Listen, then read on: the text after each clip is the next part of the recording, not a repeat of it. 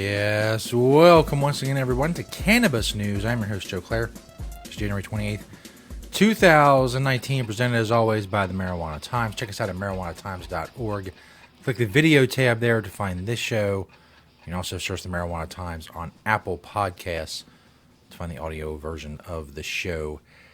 As well, today we're talking about Pennsylvania removing restrictions on industrial hemp, and a surprise move. Also look at marijuana legalization support in Connecticut. And we'll take a look at Mike Tyson on Joe Rogan's podcast talking about cannabis. All of that very interesting stuff coming up. But first, of course, Cannabis News is brought to you by Nature's Side, nature-side.com, and their organic, all-natural pesticides. Grow safe and poison-free. Be regulatory compliant in the state that you're growing in. Don't use harmful chemicals on what you're growing, no matter what you are growing or where you are growing it. You can do all of these things with Nature's Side. Nature-side.com, a proud sponsor of Cannabis News. Side is spelled C-I-D-E. Go check them out because they are awesome. Yeah, they're awesome because I said it like that. It's a very long, drawn-out, sing-songy voice. And if that doesn't imply awesomeness or assert awesomeness, and I really don't know what does. This first story by Jason Sander at marijuanatimes.org. Pennsylvania removes restrictions on industrial hemp. Basically, it was looking like that this year Pennsylvania was only going to grow a limited amount of industrial hemp and that nothing was going to be changed when it comes to that. But now, Pennsylvania recently made a decision to remove limitations on industrial hemp, a move that will essentially enable farmers to have relatively open access to the hemp industry in the state. Going to report from the Morning Call. The Farm Bill of 2018, of course, legalized industrial hemp, which is causing a lot of states to rethink their position on industrial hemp, and Pennsylvania is one of those states.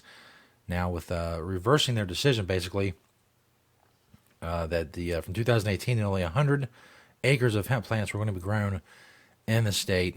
Now, apparently, there will be a lot more. You can check out that story at marijuanatimes.org. And, of course, all the stories I talk about on this show are linked in the description of the video. As Jason points out in the article, a lot of stuff going on in Pennsylvania. The growth of the medical marijuana program, the beginning of the discussion when it comes to adult use legalization, and now throwing open the doors, if you will, to industrial hemp industry growth in the state. All good things. This next story from marijuanamoment.net from our friend Tom Angel over there.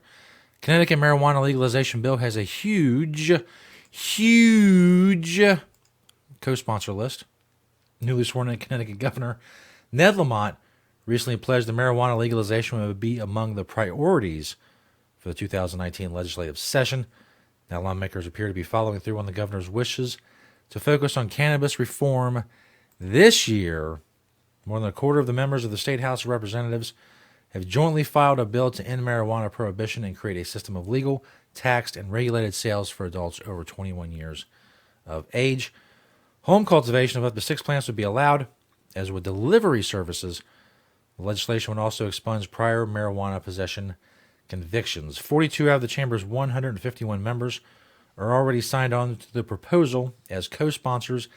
That includes the chairs of the key Judiciary and Appropriations Committees, as well as the House Majority Leader. So, in other words, things looking up when it comes to legalization in Connecticut. It's going all over the place here. Here we go.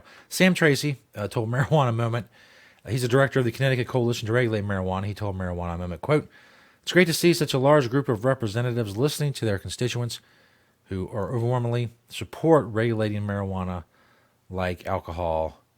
While Connecticut voters have supported marijuana legalization for many years, it truly seems like 2019 will be the year our elected officials finally pass a bill." So pretty robust support when it comes to marijuana legalization for adult use in Connecticut. And it does look like 2019 will be the year that Connecticut becomes one of the states that is on the list when it comes to adult use legalization states, and that will be awesome to see. This last story, many of you may know, Mike Tyson was recently on Joe Rogan's podcast, The Joe Rogan Experience. We've covered Mike Tyson quite a few times here on the show.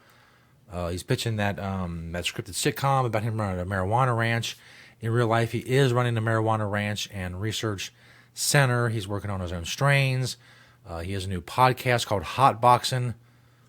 Obviously, you know where that word comes from. If you don't know who Mike Tyson is, I can't go into all of it. I really can't. I mean, you can go to Wikipedia or wherever else and have your fill of the enormity that is the history of Mike Tyson. It really is.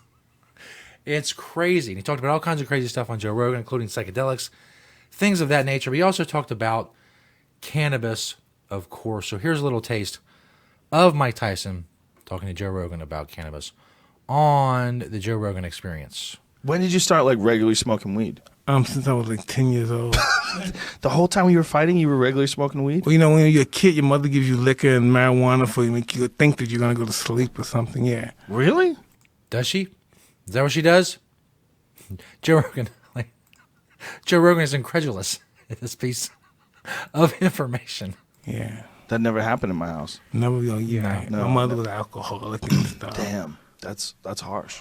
Liquor and marijuana, see if you go to sleep. Yeah. It didn't work. I don't think so. No. Well, I mean, to be fair, for the most part, it will work. I wouldn't obviously recommend giving it to kids. But if you're an adult and you're looking for some sleep, well, I mean, there are worse things you can do than liquor and marijuana, and much less effective things as well. But I guess it didn't. Again, not recommended for use on training your children to sleep. Think so. Do you what benefits do you get out of marijuana? Like, what does it do for you? Hey, man, if I didn't, I'd have a bad day. Yeah, I'm a really moody guy without it. And it just it smooths me out. As soon as I take it, I'm a whole different person. I'm really on top of my game. I'm balling. Yeah, I feel the same way sometimes. It makes me nicer. Yeah. Yeah, calms me down. Do you Mike Tyson's a moody guy? That's weird. I never heard that before. I had no idea about that aspect of his personality. do you smoke? And I like who I am when I smoke. You know what I mean? When I weed, I don't sometimes like who I am sometimes. That's just the real sometimes. Yeah. I don't like that guy. I want to get away from that guy. Well, you know, I was talking to Michael Irvin once. He was explaining to me that when children grow up in high-stress environments, that their genes are wired to have a propensity towards violence. That if it's normal, if it's around them all the time, when they're growing up and when they're in the womb. Yeah, I agree. When their mother's under extreme stress, if they live in a bad neighborhood, and it's hard for some people like yourself that did grow up in an environment like that to ever reach where you're at right now, just a place of peace. And if you can do that through marijuana or whatever it is, yoga, meditation, whatever you do to get there, like, we should be happy that you can get there. That's what we want. Listen, I'm so grateful that I embarked on this. You know, I've never been a person to this at this magnitude. At this. But it really is. I mean, we don't think about that a lot. That really is true. That anyone who uses marijuana to curb otherwise violent impulses not only do themselves a favor, but everyone else a favor as well, and that's a good thing. And I don't think we talk about that enough when it comes to marijuana. We talk about the fact that, you know, whenever you hear a violent situation, it's most likely alcoholics, and compare that to marijuana, where violent situations are rare among the cannabis community and people who are using marijuana. But, you know, a lot of people use it to be calm when in other circumstances they might lash out and hurt other people or themselves. And if they can avoid that, yeah, that's a great thing, and that's something that should be applauded. Kind of relaxation. I just enjoying my time with you. I was very uptight, and I was very uncomfortable with myself. Did you feel any better after you worked out when you were young like that? Absolutely, but my works out. You know what? The best thing that ever happened to me that I retired from boxing, because me working out and me getting, I was so intense with this. My whole objective was hurting people and wanting to be the best, and my ego took over, and I'm like Tyson, I'm the best to ever live, and all this bullshit. And by the way, people, like, again, I mentioned younger people who are watching this show. If you don't remember Mike Tyson in his prime, he was a brutally violent and effective boxer. I mean, he destroyed large, highly skilled grown men. He pummeled them into unconsciousness on a regular basis. You could go look on YouTube and watch like a Mike Tyson knockout reel or something, It was brutal. It was brutal. And the fact that now he's like this lovey-dovey guy who smokes weed is odd. It's odd. For those who remember why Mike Tyson was famous in the first place, it was for beating in the faces of large, very strong grown men. Dealing with my partner Rob Hickman, I happened to embark on this, come across this thing called the Toad. Are you familiar with the Toad? Yeah, what you're talking about is 5-methoxy Oh, dimethyltryptamine. that's it right there, yeah. Yeah. And I came across that, and I smoked this, I don't know, this medicine, drug, whatever you want to call it and stuff. And I've never been the same. I look at life different. I look at people differently. And the experience I can't even express, really. It's almost like dying and being reborn. Yeah, I had the exact same experience. That's what it felt like to me, too. Like you stop existing. The 5-methoxys, there's two... Tell me, what's the deal with that? What the hell's going on here? 5-methoxy is produced by your brain, but what it is Broadcasting faux pas by Mike Tyson right there. it's DMT with an oxygen molecule attached to it. So regular DMT is NN dimethyltryptamine, and then 5-methoxy dimethyltryptamine is DMT with like there's a very subtle change to the molecule, and that subtle change for some reason takes away the visuals. You've done regular DMT too, right? Yes. Regular DMT is rich with visuals, very strange, bright, colorful, impossible to describe visuals. It's inconceivable. Inconceivable is the best way to put it. Yeah, inconceivable. Yeah. But So anyway, you kind of get the idea of Mike Tyson and Joe Rogan and their conversation. Very, very interesting. I would recommend if you have an hour and a half.